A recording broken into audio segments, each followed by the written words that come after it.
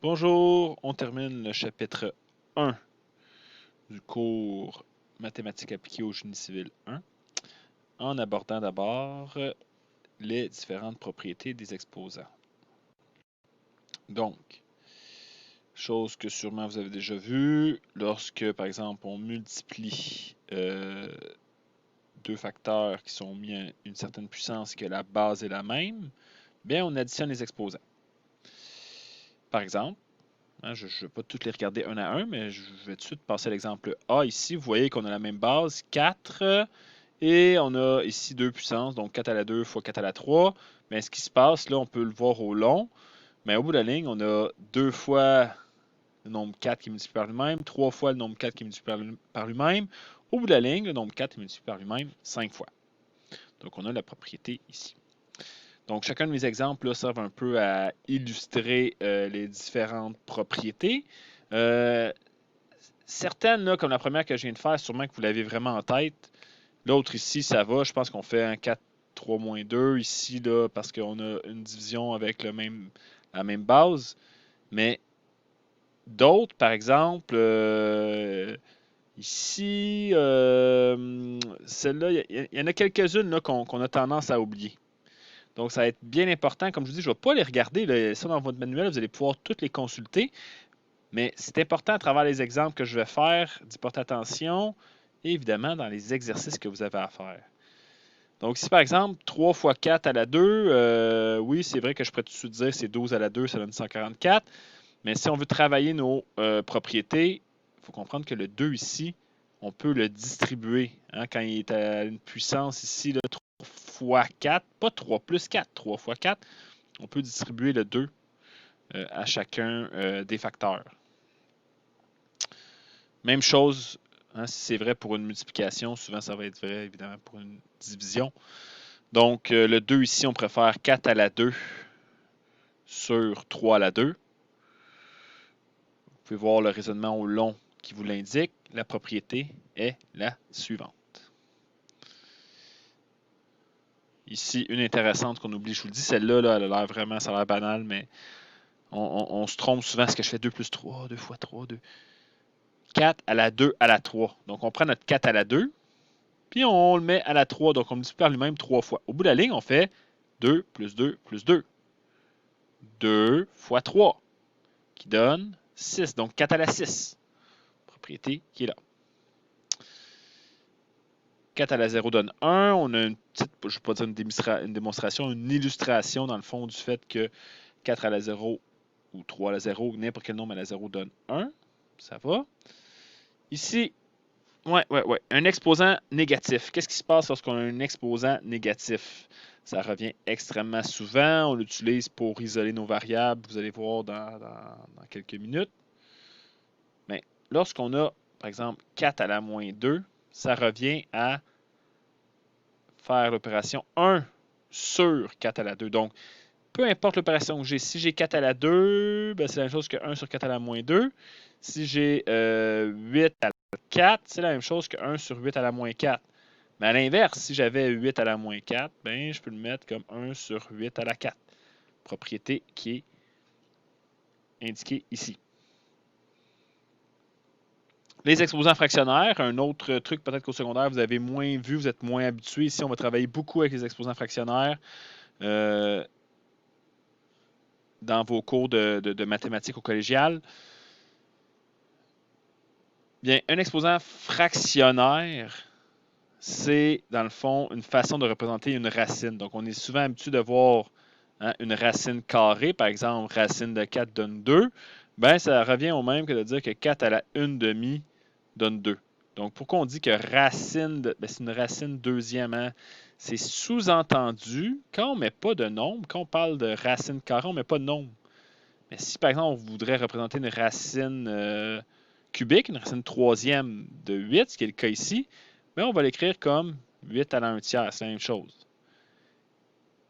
Et si jamais, je ne sais pas si c'est illustré dans les propriétés, on ne dirait pas, mais si j'avais par exemple racine cubique de, je ne sais pas, 3 à la 5, mais ça c'est la même chose que 3 à la 5 tiers. On pourrait compléter et dire que a à la m sur n, c'est égal à la racine nème de a à la m.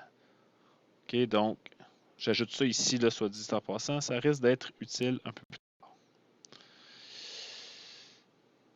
À partir de là, on peut simplifier les expressions contenant des puissances. Bon, s'il y a des puissances de 10, on essaie de les garder parce que les notations, dans le cadre de vos cours en génie, les puissances de 10 vont revenir souvent, là, mais certains exemples en ont, d'autres non.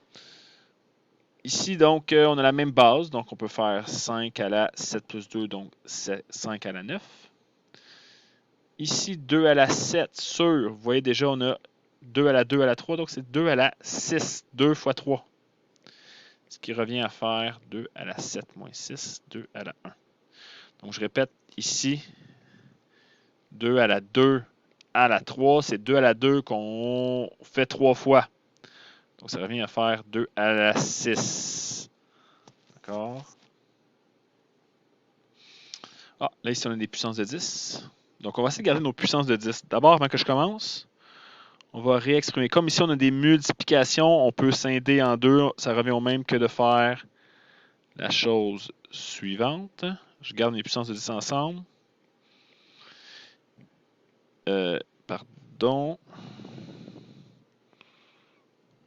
25. Donc, 50 sur 2, 25. 10 à la 3 fois. Qu'est-ce qu'on fait avec notre 10 à la moins 2? On le ramène au numérateur, mais il faut se rappeler que 1 sur 10 à la moins 2, c'est égal à 10 à la 2. Raison pour laquelle, ici, mon 10 à la moins 2, quand je le mets en haut, ça devient 10 à la 2. Donc, 25 fois 10 à la 5. Je n'irai pas plus loin, on m'a demandé de garder les puissances de 10 dans l'énoncé. Voilà ce que ça donne. Ici, 2 fois 10 à la 6, je n'y touche pas pour commencer. Je vais d'abord me débarrasser de l'exposant 2 qui est là. Donc, je ne vais pas commencer à multiplier 10 à la 6 avec le 10 à la 3, par exemple, puisque, priorité des opérations, on commence avec la puissance 2 qui est là. OK? Donc, on distribue le 2, ça fait 4 à la 2 fois 10 à la moins 3 à la 2. Donc, 2 fois 10 à la 6, on n'y a pas encore touché. Ici, on obtient 16 fois 10 à la moins 6, moins 3 fois moins 2. On regroupe nos puissances de 10 ensemble, tout se multiplie, on a le droit de le faire, donc 2 fois 16 d'un côté, fois 10 à la 6 fois 10 à la moins 6, ce qui nous donne 32 fois 10 à la 0, qui est égal à, donc je continue ma démarche à côté, tout simplement 32 fois 1, qui donne 32. Bon, on nous demande de garder la puissance de 10, donc j'aurais dû garder ça ici comme ça. En E, je vais changer de couleur. On a 4 à la 2, on distribue notre 2. Donc, même chose que tout à l'heure. Donc, mon 2 ici, je le distribue. Propriété des exposants. Là, vous voyez que ça ressemble à mon autre problème, c'est juste que c'est une fraction. Donc, ici, j'ai deux choix, à vrai dire. Là. Je m'arrête 30 secondes. Là. Ou bien, je prends toute cette expression-là qui est au dénominateur, puis je la ramène au numérateur. Je pourrais dire que c'est 16 fois 10 à la moins 6 fois toute mon expression ici à la moins 1. Je pourrais faire ça. Puis ensuite, on distribue le moins 1. C'est une façon de faire. Ou je vais plutôt diviser, prendre la peine de diviser terme à terme. Donc, ce que ça donnerait, ça serait la chose suivante. 16 sur 2 fois 10 à la moins 6 sur 10 à la 6. Une façon ou l'autre. Ici, ça revient pas mal au même.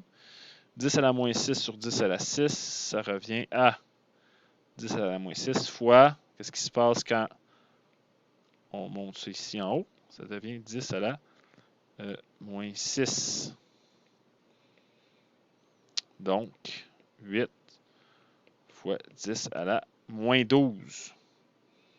Réponse finale.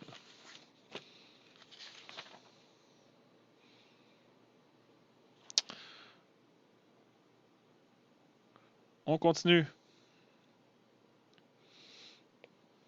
Ah, on a une racine ici. Qu'est-ce qu'on fait déjà avec une racine? Exposant une demi. Donc, ça va vraiment nous aider à... On va traiter notre opération, mais on va tout mettre à la demi. Mais avant de faire ça, on va prendre le temps de regarder ici. Est-ce qu'il y a quelque chose à faire?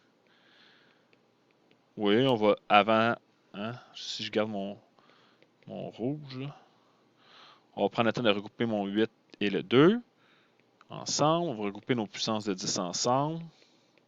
C'est une bonne habitude à prendre. Donc, ça va faire 16, 10 à la 6. On n'oublie pas nos parenthèses. Donc, c'est sûr que j'aurais tendance à peut-être dire racine carrée de 16, racine carrée. Ben, je vais aller avec les propriétés des exposants. Donc, 16 à la 1/2. On distribue notre 1/2. 16 à la 1/2 fois 10 à la 6 à la 1/2. 16 à la 1/2, bon, c'est racine carrée de 16, ça donne 4, d'accord? Ici, vous voyez, j'ai juste à faire 10 à la 3. Je ne suis pas obligé de sortir ma calculatrice. 6 fois 1/2, ça donne 3. Donc, voici ma réponse sous forme de puissance 10. Ici, 27 sur 3, on accélère un peu, 9, 10 à la moins 4, 10 à la moins 3, 10 à la moins 7, 10 à la moins 4. Et tout ça est à la 1/2. Donc, ça va nous donner 3. 9 à la 1/2, ça donne 3. Ici, ça donne 10 à la moins 2. Parce qu'on distribue, on fait moins 4 fois 1/2, ça donne bel et bien moins 2. Pas des puissances positives, non, je ne verrai pas pourquoi. Donc, non, 3 fois 10 à la moins 2, la réponse nous satisfait. Finalement, dernière page.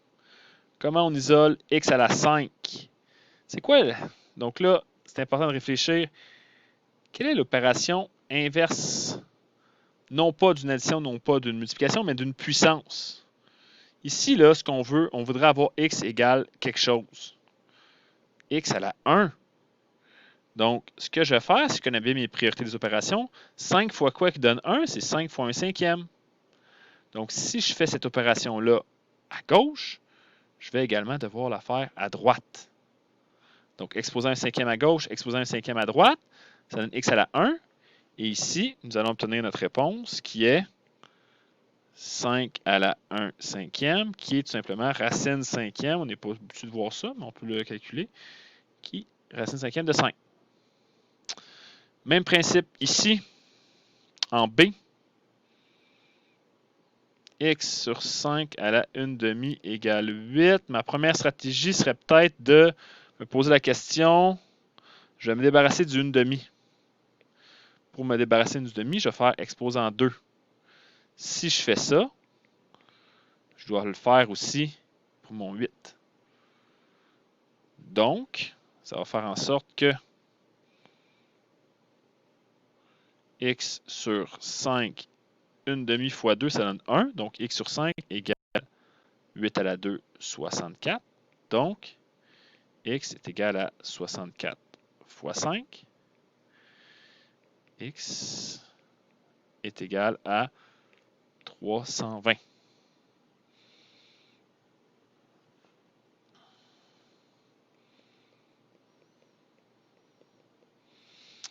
Avant de traiter ici mon x à la 2, il y a d'autres choses à faire. On va d'abord parler de notre 5, notre moins 1.